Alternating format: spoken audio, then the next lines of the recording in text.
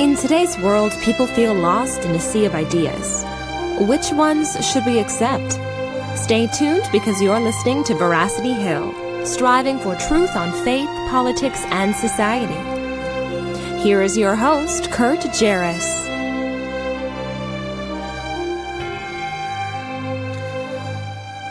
Well, a good day to you, and thanks for joining me here on another episode of Veracity Hill, where we are striving for truth on faith, politics, and society. It's a pleasure to be with you here again, the week after Thanksgiving weekend. Last week, I was down in the city of Nashville visiting family, and so Seth Baker, who is a regional associate of Defenders Media, filled in for me from afar and gave a talk on the importance of apologetics in the enterprise of evangelism at large. And Seth has some experience there on the college campus in eastern New Mexico, and he is a gifted young fellow, and I'm glad that he's part of our team, and hoping that perhaps someday he might be have a bigger part here on the Veracity Hill podcast. So if you haven't had a chance, go back and listen to that episode. I think it was about on the shorter end, maybe 30 minutes or so.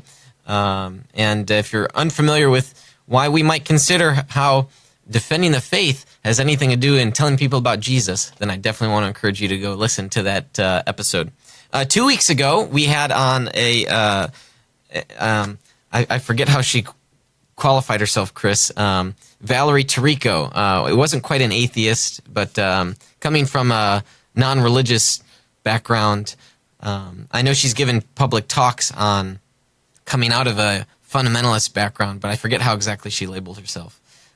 I think it was just a very kind of broad spiritualist. Yeah, broad spiritualist. Yes. That might be right. At any rate, I know I actually had someone advise me not to have her on because she, I think, has come off maybe brash in some of her other talks. And after the fact, I went on YouTube to see that. But I thought, our conversation went well. Yeah. And interestingly enough, we found some common ground about how we should interpret the text. And although we have ultimately come to different conclusions about the text, I hope that the conversation was beneficial.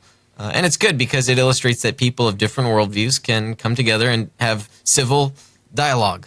Yeah. So we need more of that in today's world. Absolutely. Okay, so I want to encourage people to go back and listen to that episode that was 2 weeks ago. So that would have been episode 71. Today is episode 73, For the Love of Historical Theology. We are talking about what historical theology is, and specifically an area that's been of interest to me in my research. But before we get into that, I have to show you here this very fine-looking USB flash drive. So this is the Veracity Hill USB flash drive, and if you become one of our monthly supporters at $20 a month, you get this flash drive preloaded with some of our favorite episodes. We've already had some people sign up to get this. It's a thank you gift for being one of our financial partners. This program could not exist and much less continue to grow without your support. So we want to encourage you to help us bring the program to a wider audience. And as a thank you gift for donors at $20 a month or more, we will send you this USB flash drive preloaded with our favorite episodes. And let me say this too, it's not just a flash drive. Get this, so for people that have newer iPhones with the USB-C charge, look at that. I don't know, Chris, if you can't quite zoom in there, but we've got the USB-C on top, so you can plug it right into your phone and listen to the episodes. Kind of nifty way of just carrying around some episodes without taking up the space on your phone. So otherwise, if you do if you do have a podcast app, you can listen to the program at any time you'd like, and want you to encourage to do that. If you are one of those people, I also want to encourage you to write us a review on iTunes or Google Play. It helps to spread the word when new people encounter the podcast. They want to know what other people think, and we'd love to get your review. Okay, today again we are talking about the love of historical theology, and joining me on the show today is one of my favorite historical theologians, Dr. Augustine Casiday. Augustine, thank you so much for joining us on the program today. Oh, it's a pleasure to be with you. Yeah, so you've written numerous works, various tens of journal articles, books either authored or co-authored or edited, some very important works on John Cassian, for instance. I think he was part of your doctoral research back many years ago. That's right. And you've written on Eastern Orthodoxy, and it's just... I was telling you before the show, I highly admire you, your work, your fine mind. And I think I've asked you this before, but I could tell, I think, that you had studied, you came from a classical education background. Is that right? Yeah, that's right. I started off when I was about 13 learning Latin. Okay. And I've kept it up ever since. But my academic background is somewhat varied. I have, I'm from Alabama. And, well, you don't sound like you're from Alabama. No. No, I don't. So I'm an alumnus of the University of Alabama. The Iron Bowl was a bitter pill to swallow, but, that's okay. And when I was there, I studied psychology. My first degree is in psychology. Okay. And I also studied, to degree level, classics and philosophy. Then I got a master's degree from Washington University in St. Louis in 1999, and that degree was in classics, Latin and Greek. And in 99, I think it was August, might have been September of 99, I relocated to the UK, and I've lived here ever since. Yeah. So I came to Durham in the northeast of England, and between 99 and 2002, I was working on the doctoral thesis, which, as you say rightly, was about John Cassian. Then I spent a year as a postdoctoral fellow in Cambridge, the University of Cambridge. Then back to Durham for a second postdoctoral fellowship. After that, I was in Wales for about 8 years, I think, possibly 9 years. I honestly, I lose track. Sure. And now I live in Glasgow. Okay. So you have gone from 18 years over here, and I don't know. I like it very much. The thing about being an academic is that it's easier to find work where you are than it is to make, big transitions unless you're some kind of superstar, all-star. Yeah. And so, what I just described to you wasn't exactly planned out or carefully orchestrated. It just sort of evolved that way. And I don't think I specifically said, but I should, that the doctoral research I did was in theology. So that was the kind of final evolving of my interests. Professional, academic. That's right. Yeah, right. But being there in the UK, you went to some of the finer institutions to study historical theology. So you were in a good spot.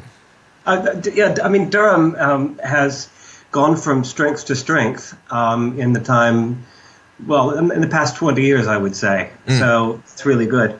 And it was a remarkable place, and still is. Yeah. Well, that's great. So I want to talk, I'm sure we'll talk more about John Cassian, as I guess over there you say Cassian. But before we talk about him and maybe some other figures in this area of mutual interest to us, I want to talk about historical theology in general.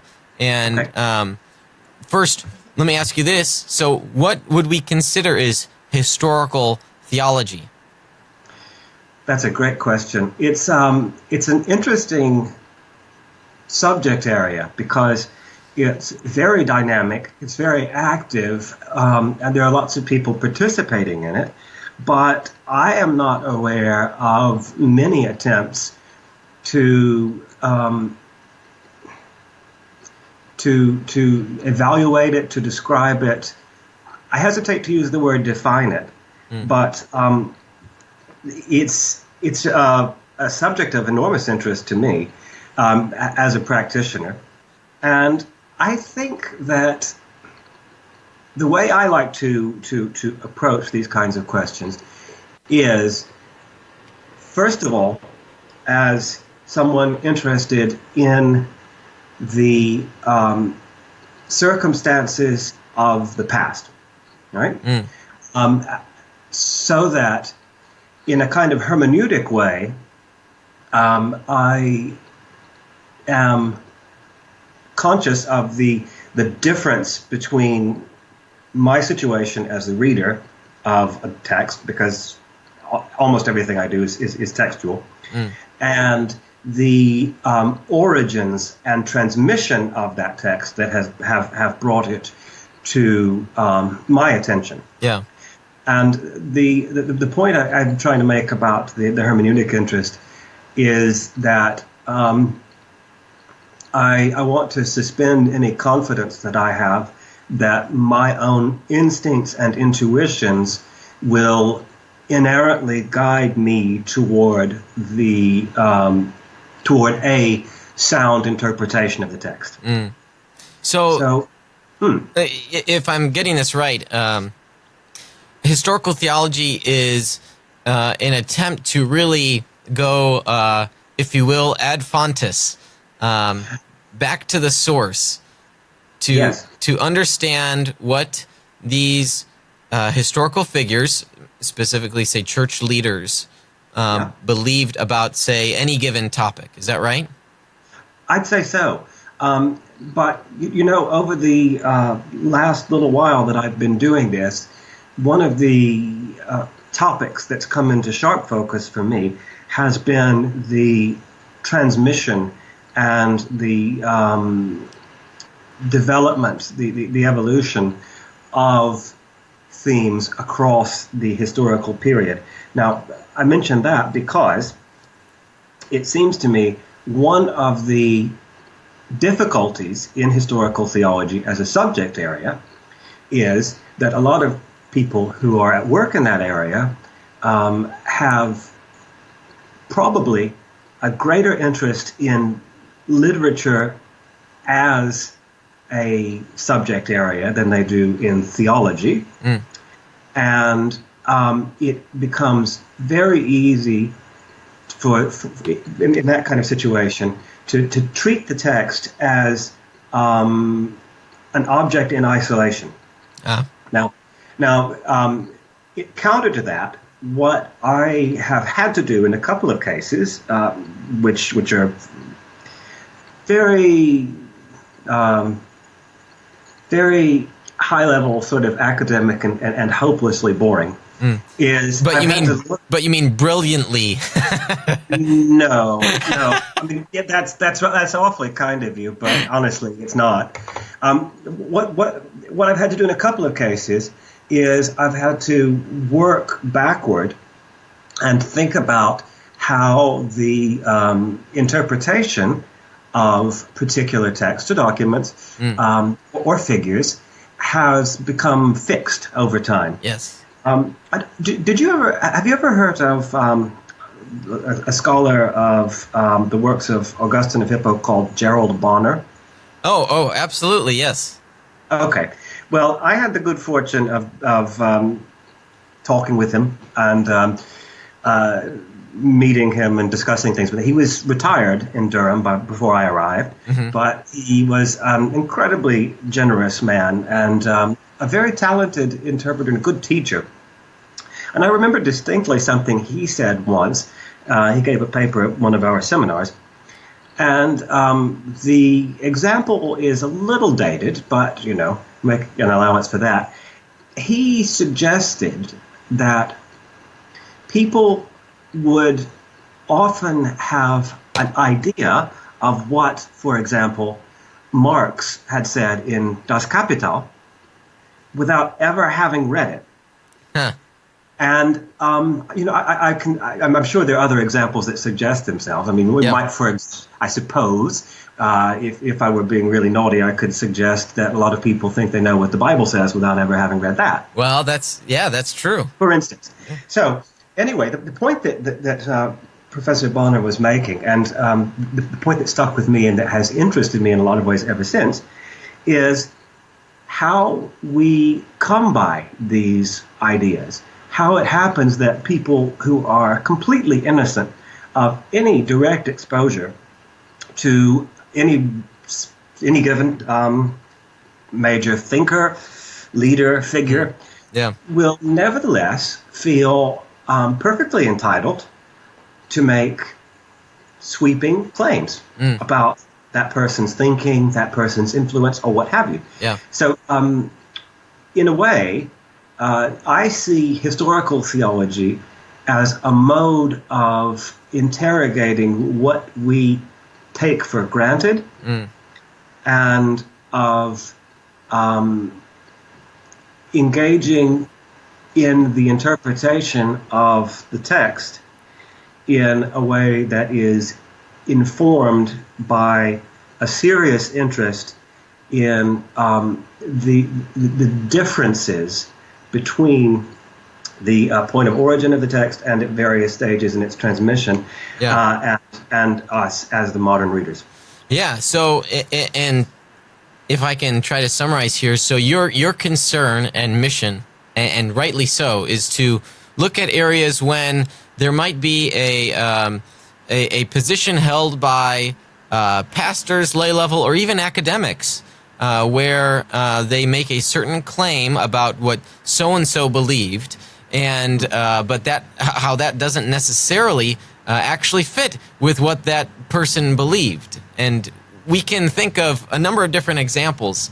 And so as we get into talking more about, say, some historical figures, I know that there are a couple of works out there, and especially one of them I have here. So this book, Grace for Grace, published by the Catholic University Press of America, is a great book that tackles this head on.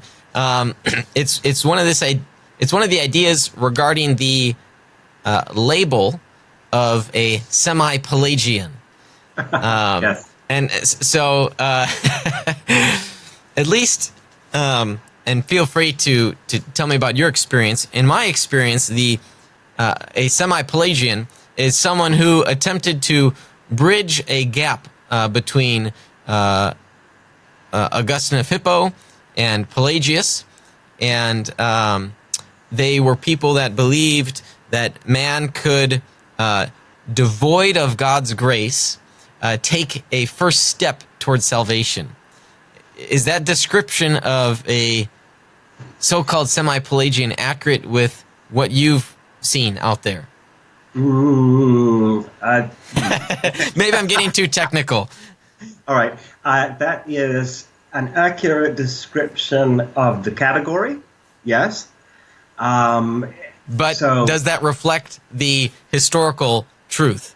That's no. Yes, and I agree with your assessment.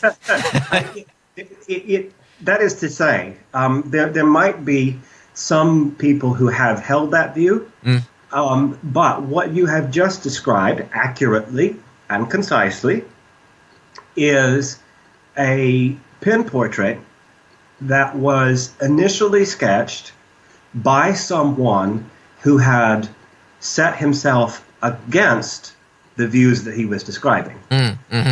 Yes. And that is to say, he built up a straw man, right? Yes, exactly. Yeah, straw man. That's right.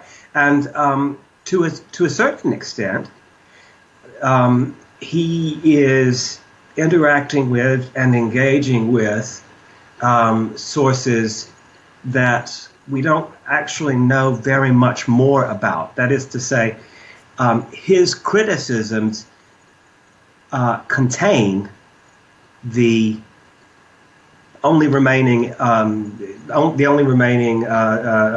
traces of otherwise lost documents.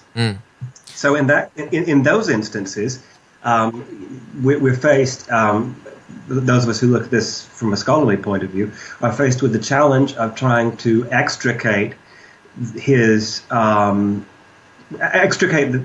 texts that he is attacking from the attack that he makes on them. So that's in some cases. In other cases, most particularly John Cassian, we have an incredible amount of primary material written by Cassian, and that enables us to look at the criticisms that are made and, if you like, to criticize the criticisms. So let me take a step back here. So is the person that you have in mind that has created this straw man, and here we're not talking about, say, the originator of the semi-Pelagian moniker, but which was some 1,000 years after the fact. That's right. But the original person who built up the straw man. So you have in mind here, and correct me if I'm saying the name wrong, or really the town that he's from or area.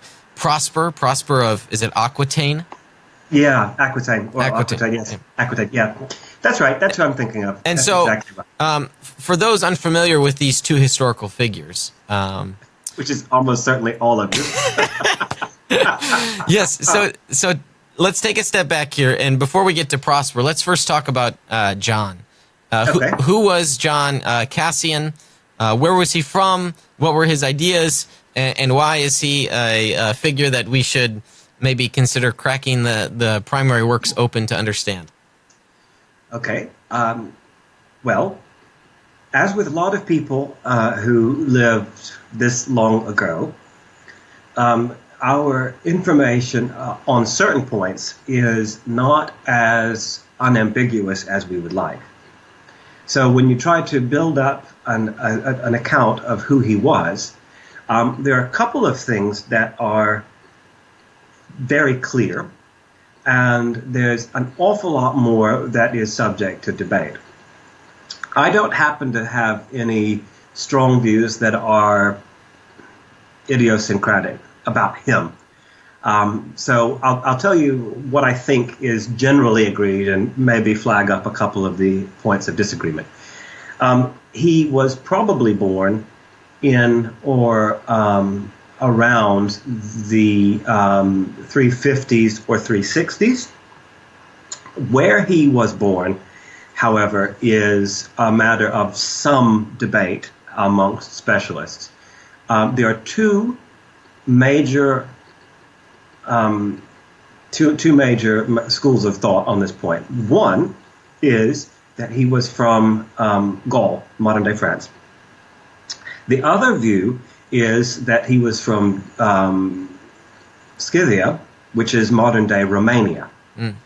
Now, what both of those places have in common is that they were both bilingual areas, that is to say, where Latin and Greek were spoken. That's worth mentioning because wherever it was he was born, wherever it was he grew up, he became a monk in Bethlehem. And from Bethlehem, he and a traveling companion who might have been a cousin went to Egypt to see how monasticism was practiced in the heartland, if you like, in the place where they did it properly. So to use the analogy, if you want to learn how to farm here in the United States, you'd go to the heartland. You'd see how farmers farm, and you'd learn from the best. That's right. And in this case with Cassian, he went down to Egypt to learn how to be a monk and to learn from the best of the best. Yeah, that's right. And there's a possibility that he was sending letters back to his monastery in the Holy Land. And it can't be established with any kind of confidence or certainty, but it is just possible that the material that he wrote and dispatched and sent back was the beginning of his two great collections. The first of them in the order in which he wrote them. The first of them is called the Institutes, like the Institutes of. The full title is only the Institutes of the Cenobitic or the Common Life, and the second one is called the Conferences, and it's kind of an interesting. The texts themselves have a kind of interesting relationship. He begins the Institutes by explaining the meaning of particular things that monks do, the way monks dress, how they the daily dress. lifestyle. That's right. And it almost looks like, in that case, it almost looks like at the beginning of the work, something that could be used as a template for running an actual monastery. So it was an instruction manual. If you want to run a monastery, here's how to do it. Yeah, of a sort. I mean, it's pretty close. Now, about halfway through the Institutes, though, the balance shifts from explaining the significance of different things that monks do toward relating what he had encountered and heard when he was in Egypt. Now, the thing to draw to your attention about this is that about 30 years had elapsed from the time he was traveling in Egypt to the time when he was writing the material. And by the way, he was writing it in or around Marseille, in modern-day France. And it takes a while to travel back in, the late 300s, early 400s, to go all the way from Egypt all the way around the Mediterranean. It does. And I haven't mentioned that after around the year 400, he spent at least a little bit of time in Constantinople, modern-day Istanbul, in the company of John Chrysostom. There we go. Yep, that's right. So his life takes in much of the Mediterranean basin. I think that's fair to say. Yep. And so what he's done is he has written up his recollections of conversations that he had. He has specifically chosen topics that he wants to relate to his readers in Latin in the West.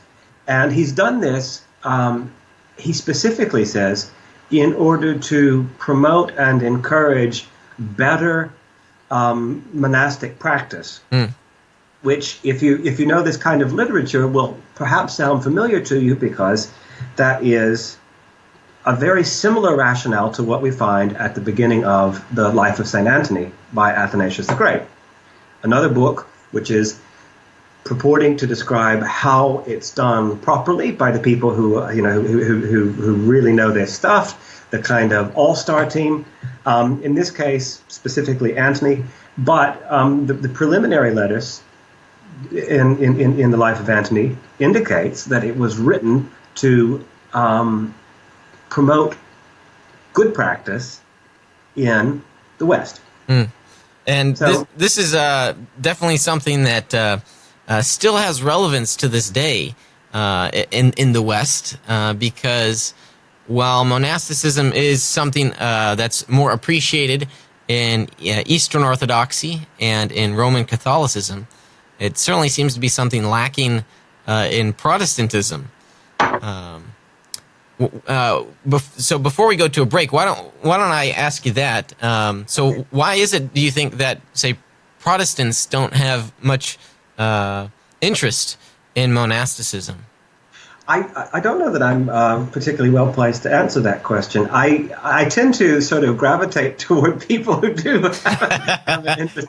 And I can tell you that there are some exceptions. While what you say is generally true, I mean, there are there are Anglican monastics, there are Lutheran monastics, and there is a modern movement that I understand it occurs in Baptist communities. That is monasticism in all but name. Yeah, functionally. Yeah, it is. And I've got not an awful lot of experience with that. But I think what you're talking about is probably part of the heritage of Luther, of Calvin, of the Reformers, who had a particular line of criticism against what they took to be the excesses and the problems of some of the institutional forms of European Christianity, and monasticism is certainly one of them. Yep. All right, well, we've got to take a break here. Ian, who's watching us on Facebook, writes, so we have a text describing monastic living in 4th century Europe? That's fascinating. I didn't know we had something like that. Oh, yes. Indeed, and there's more to it. So, Ian, keep sticking with us, and we'll take this 2.5-minute break from our sponsors. You're listening to Veracity Hill, striving for truth on faith, politics, and society.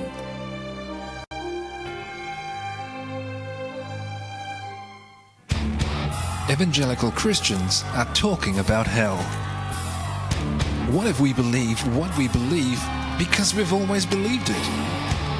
What if the gospel is really a matter of life and death? We want you to open your mind, open your Bible, and rethink hell. At rethinkinghell.com, evangelicals look at what the Bible says about hell, putting conventional and controversial views to the test.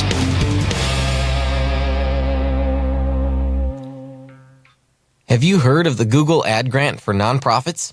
501c3 nonprofit organizations can receive $10,000 per month in online advertising credit from Google, empowering you to share your message with the world. At Defenders Media, we partnered with Nonprofit Megaphone, an agency focused solely on Google grant acquisition and management. They got us approved for the grant and now manage ad campaigns, bringing hundreds of new people to our websites each month. If you are eligible, Nonprofit Megaphone will acquire and manage the grant for you for a month for free to see if they can help you too. Visit nonprofitmegaphone.com to learn more. Hello, I'm David Smith, the Executive Director of Illinois Family Institute, a state-based Christian pro-life and pro-family public policy organization. I want to invite you to join us as we seek to be salt and light to a dark and rapidly decaying culture. You can do that in a number of ways. For example, you can join our email list to get timely alerts and great cultural commentaries. You can like our Facebook page, follow us on Twitter, listen to our podcasts, and subscribe to our YouTube channel. You can attend one or more of the special events and forums we host in different parts of the state. We do all these things to encourage and equip Christians in Illinois. You see, we need you to help us fulfill our mission to boldly bring a biblical perspective to public policy. Our faith requires us to be bold, speak truthfully, and love our neighbors. Join us. Visit illinoisfamily.org to learn more.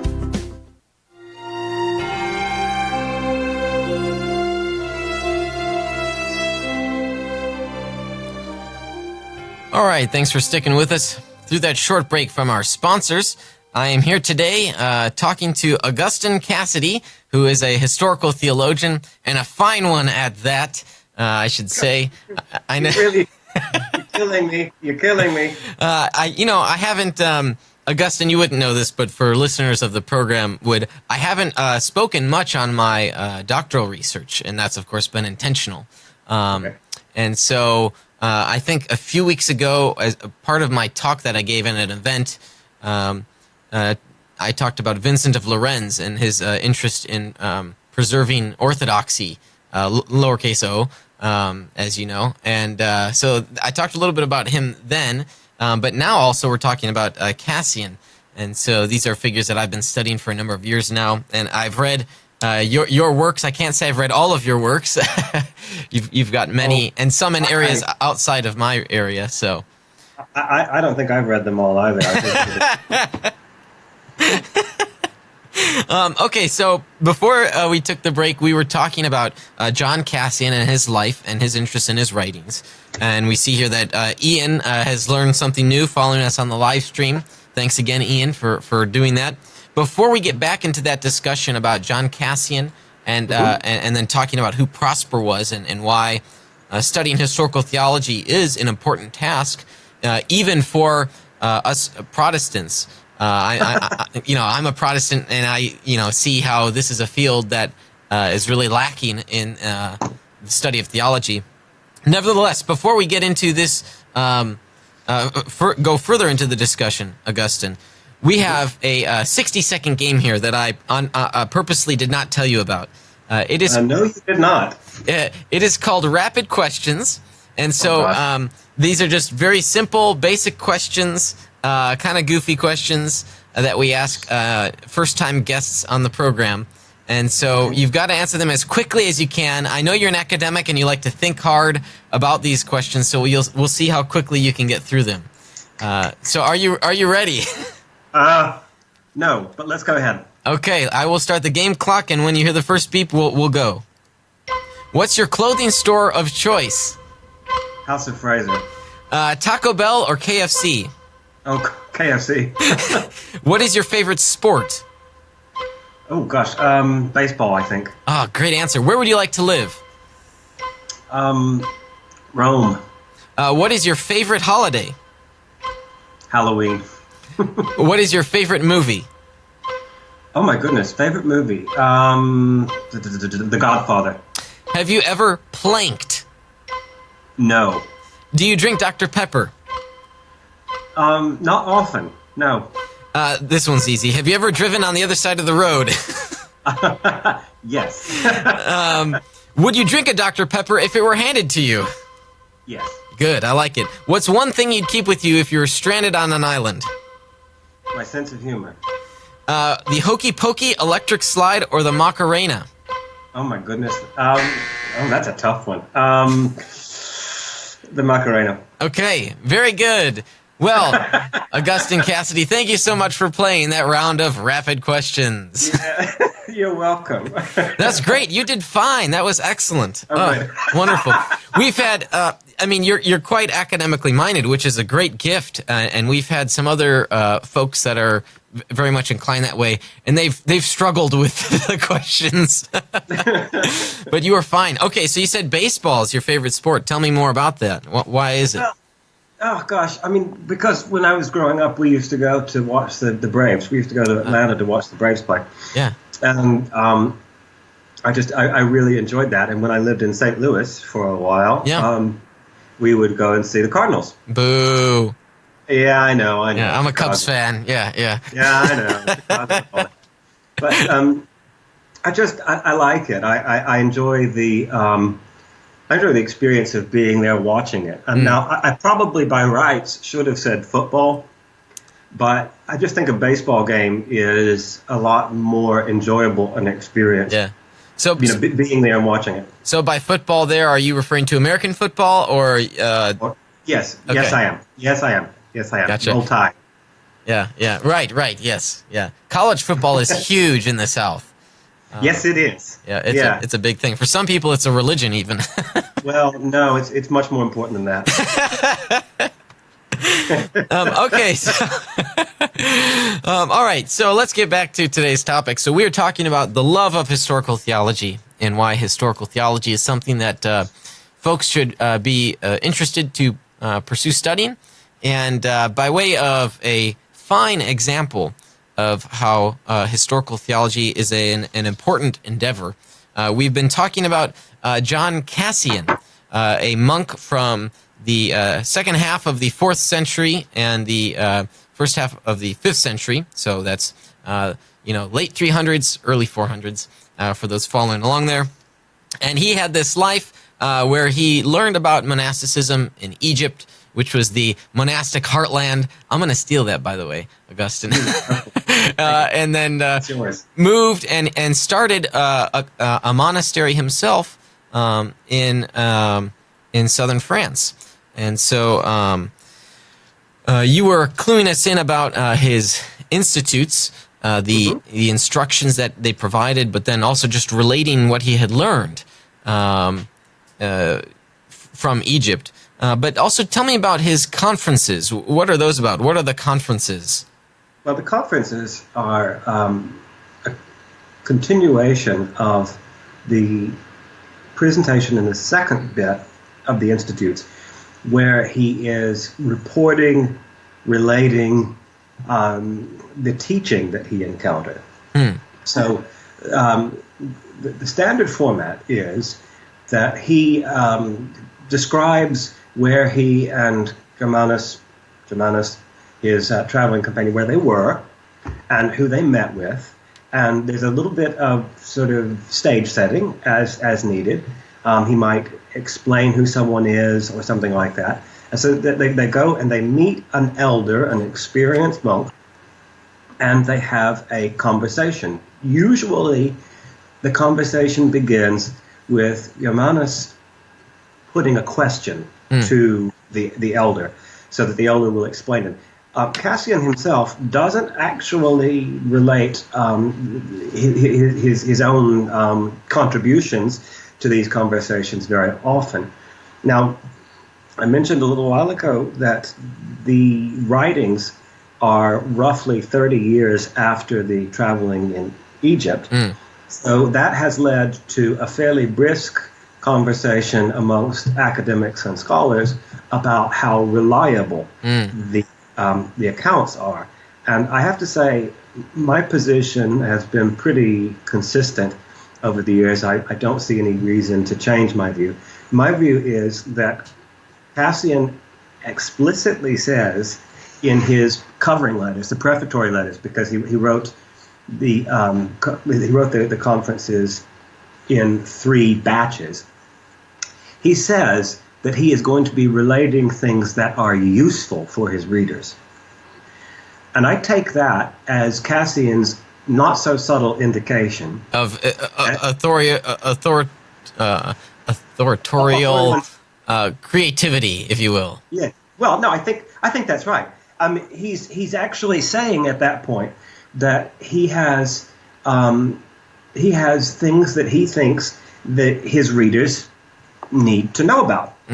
And I think that is as much as an acknowledgement that what we're getting here is not intended to be read as a kind of stenographic record. Yeah, not word for word.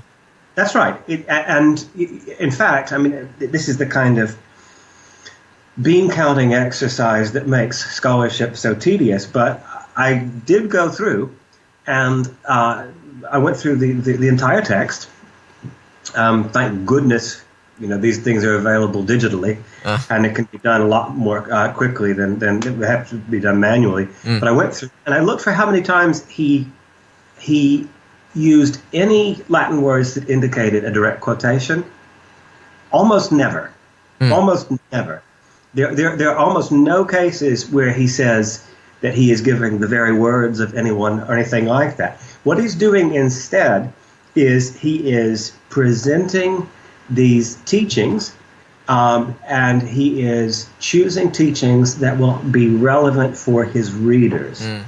So he's nowhere said that he is providing a verbatim account of the teachings of these people, right? Sure.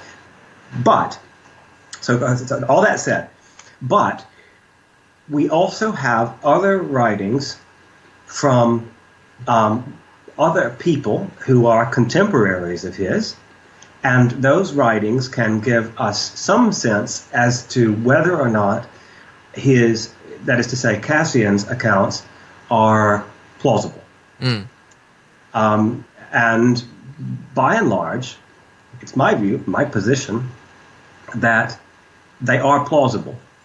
It's unlikely, it seems to me, that these are works of pure fiction. Sure.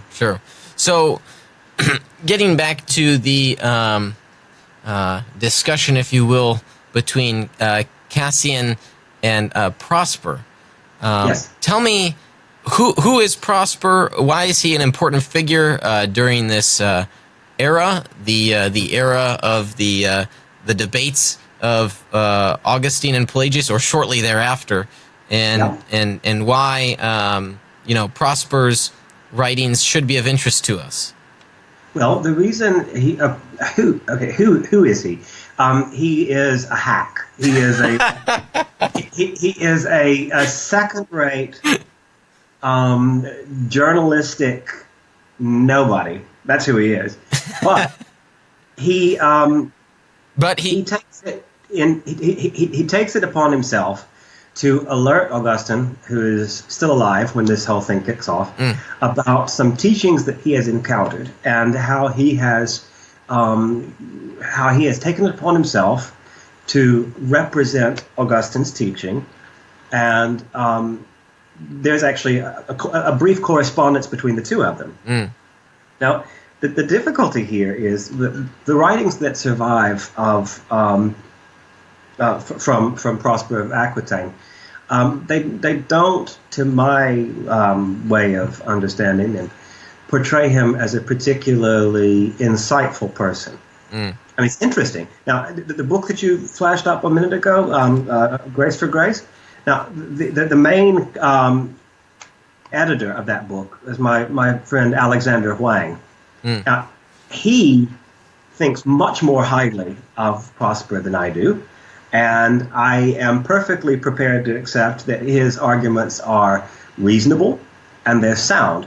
But you see, the thing is that what Prosper does is he tries to reduce absolutely everything to a single yes or no question. And once you reach that point, everything is nice and tidy and monochromatic. So in this context specifically, you mean to say here that for Prosper, you are either an Augustinian or you are a Pelagian. That's right. And That's right. And this is how he interprets Cassian, and subsequently tells Augustine of Hippo about and views them in that lens. So right. Maybe his communication to Augustine is a little off from reality as to what what Cassian really believed. Yeah, I think it is, and the reason I think he's off is because what he has done is he has attempted to interpret one of the conferences in particular, Conference 13. 13, that's the big one. The big one, yeah, the big one, the one on grace. He offers an interpretation of it, a kind of treatise of his own, and he shows us how he reads it. He gives us a specimen of his interpretive technique. And, you know, from my time as an academic, if an undergraduate had presented something like that to me, I would have marked it up really heavily, and I would have probably given it about a C-. It's just not that good. It's okay, but it's amateurish. Now, I don't know if this is something that's come across, but I do want to make the point that what Cassian's doing, and the reason Cassian drew my attention in the first place, is he's telling stories, which is exactly what the monks in Egypt were doing, we know from the other literature that we've got.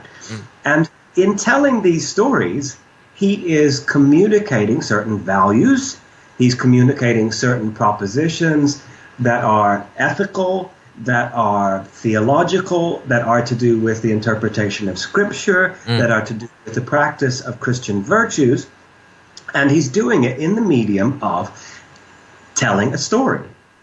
And I mean, I find that's there's a kind of freshness to it, because it's not a treatise. There's a freshness to the way he relates his messages that is fantastic. But as with stories more generally, the text is open to interpretation to a much greater extent than a formal treatise would be. And I think that where Prosper makes a big mistake is he attempts to treat it like as a different genre than what it is. Exactly, as you say.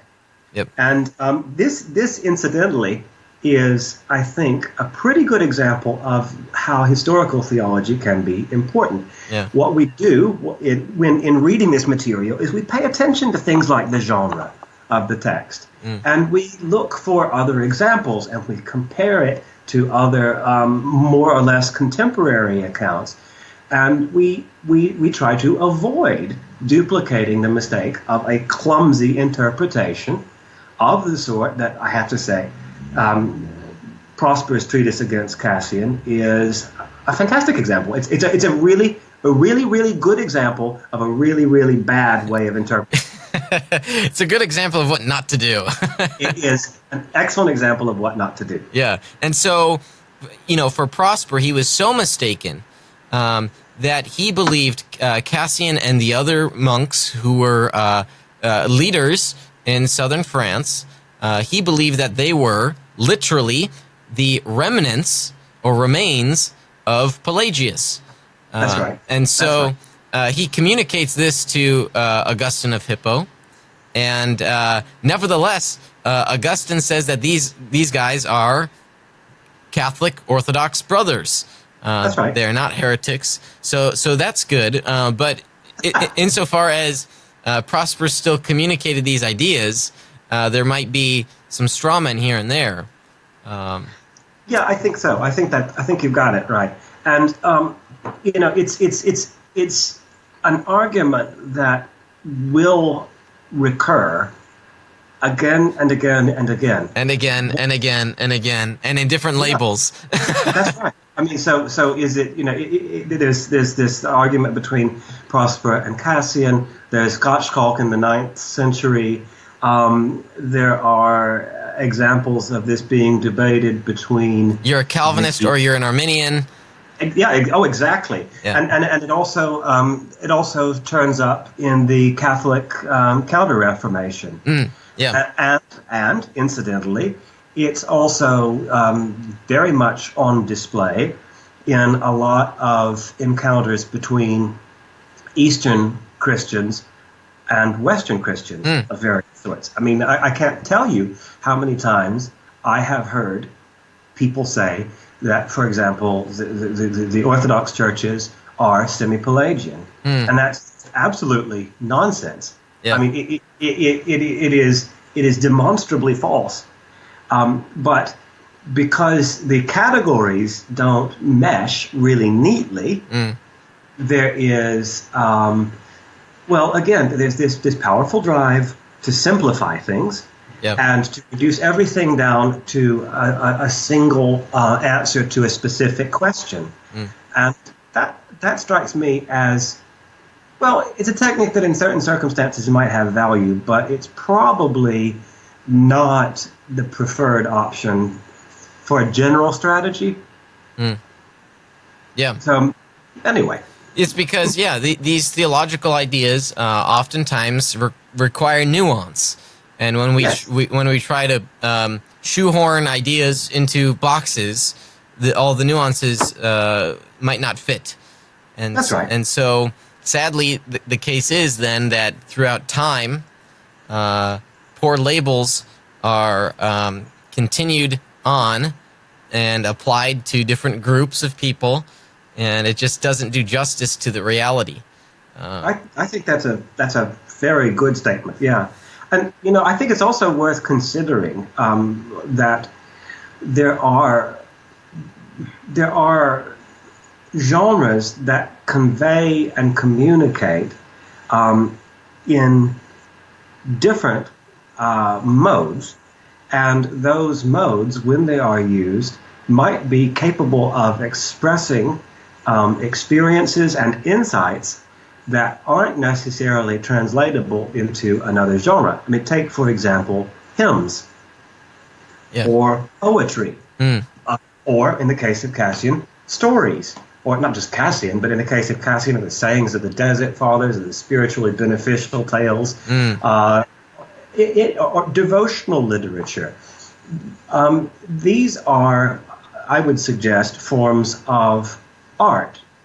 And in much the same way that a particular painting, for example, might be profoundly moving and might convey an experience that is not easily reduced into words, there are, I think, similar experiences. There's a similar availability, even in using words, of expression that is particular to the literary form.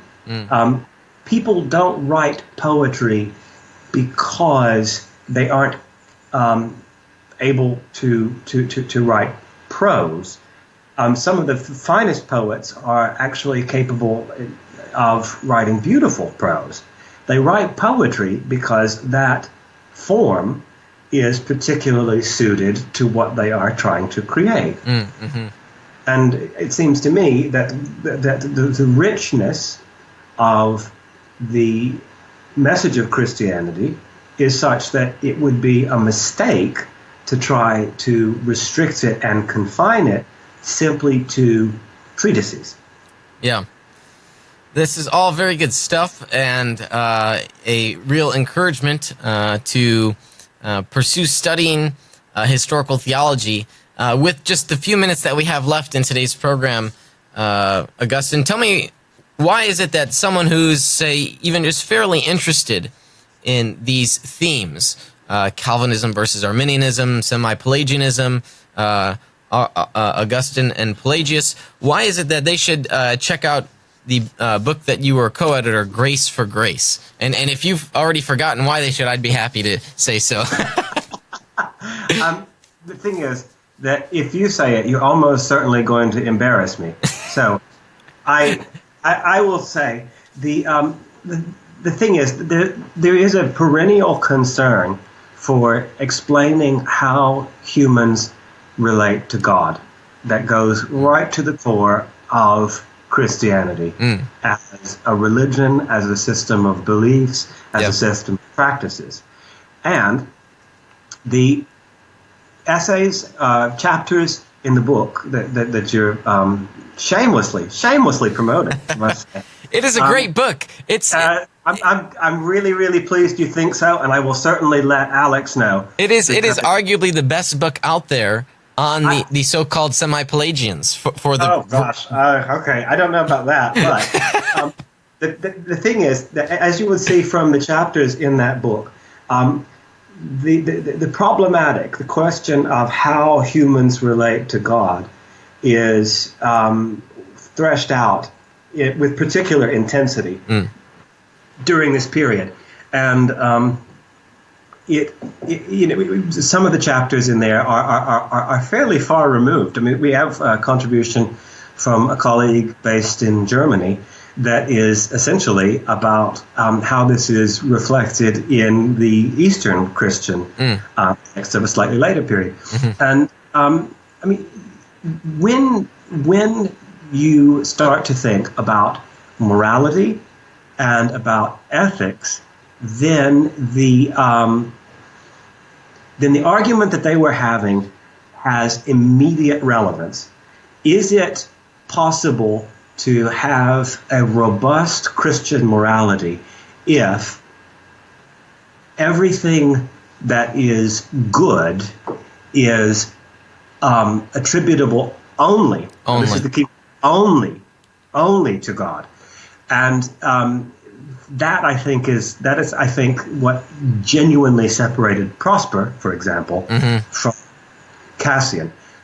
Prosper's answer to that question is that yes, you can, and Cassian's answer is much more doubtful. Yeah, that we participate with God in a kind of steward-like mode that God creates and we tend and cultivate. And that, I think, I mean, that example is, I find pretty helpful, and I think it's one of the reasons that I find Cassian very, very appealing. And he uses the farmer analogy. That's right. And so it's a very good. Of course. So do the Pelagians. Yeah. Right. Although, and I'm glad you brought that up. So we'll just quickly touch on that. Cassian wrote against the Pelagians. Yes, he did. So just briefly, tell me a little bit about that. Okay. The basic idea here is that he considered the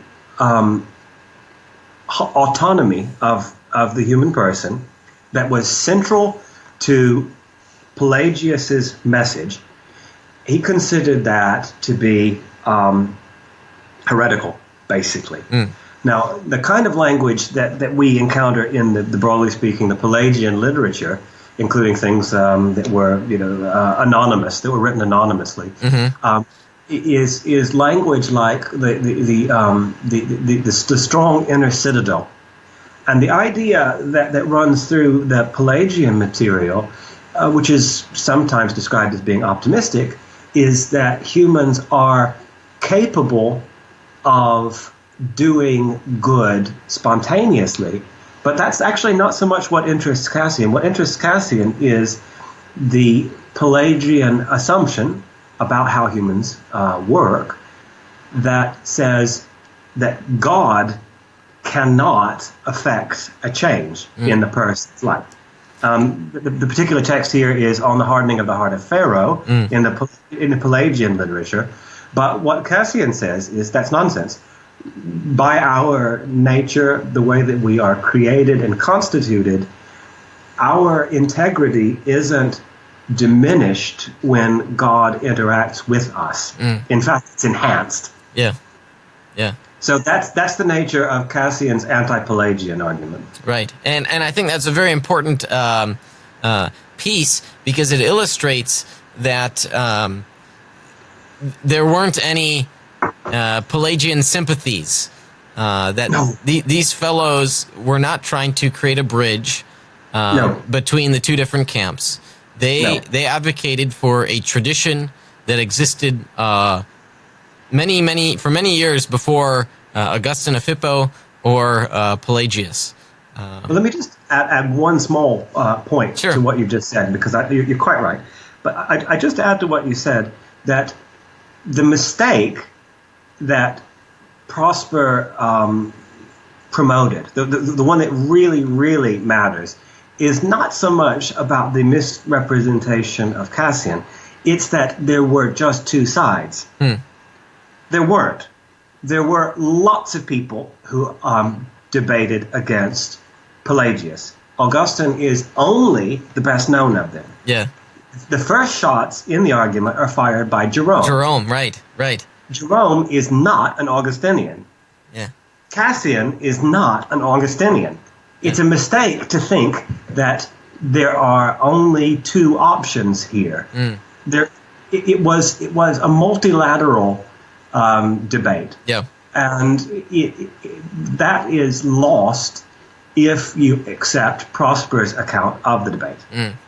Very good. Well, we've run out of time. This has been a great pleasure for me to sit down here today to talk with you, Dr. Casiday, about the importance of historical theology, and then in particular looking at this one instance where historical theology really does a great service to discovering the truth, the theological truths and themes that people believed back in the day. So I want to thank you for coming on the show today.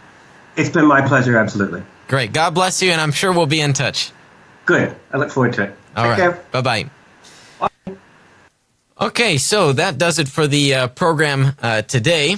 I'm grateful for the continued support of our patrons. Those are people that just chip in a few bucks a month. And again, if you want to become one of our partners at $20 a month, you can get this very nifty USB flash drive here, and it will come preloaded with some of our favorite episodes. So I hope you will consider becoming one of our financial supporters, and we will send one of these to you pronto.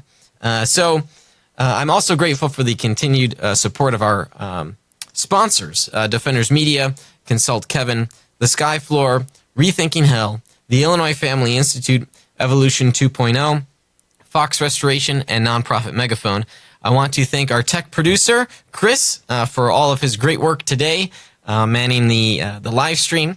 And I want to thank our guest, Dr. Augustine Casiday, Really, if you want to check him out, we'll have the link to his academia.edu website. You can see all of his wonderful writings if you are interested to do that.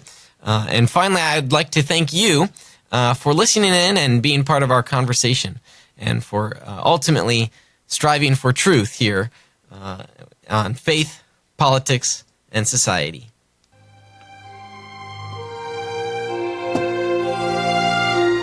You've been listening to Veracity Hill, striving for truth on faith, politics, and society. This is a listener-supported program. For more resources, including past shows, visit veracityhill.com.